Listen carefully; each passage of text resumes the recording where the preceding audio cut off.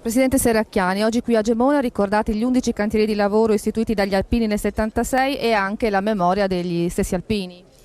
La ricostruzione, ma direi la stessa emergenza, è stata veramente una reazione corale e nonostante non fosse ancora esistente la protezione civile, che anzi nasce proprio in quelle ore, in quei giorni, in quei mesi, direi che qui c'è stata veramente la reazione di tutti ed un grazie particolare va all'Associazione Nazionale Alpini, agli alpini che per primi si mossero e che in qualche modo sono nei ricordi ormai di tutto il Friuli, ma non soltanto di tutto il Friuli, di tutta l'Italia. Quindi questi 11 cantieri che oggi abbiamo ricordato a Gemona sono fondamentali, sono stati fondamentali per la ricostruzione, ma sono stati fondamentali anche per legare ancora di più nell'affetto gli alpini con il Friuli. Ed è importante ricordare anche quanto è accaduto quella notte del 6 maggio qui alla caserma Goi Pantanali. Morirono 29 alpini, erano in armi e li vogliamo ricordare come abbiamo fatto con una cerimonia molto semplice ma che è assolutamente significativa e assolutamente doverosa.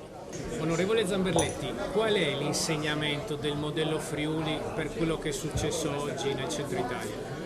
L'insegnamento è ricostruire i paesi come erano, dove erano, con le stesse caratteristiche, garantendo però la resistenza ai terremoti, quindi con criteri antisismici rigorosi.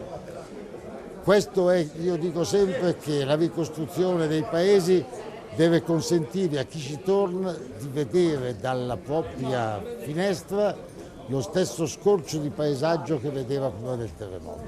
E allora ha senso vero di continuare ad appartenere a quella comunità.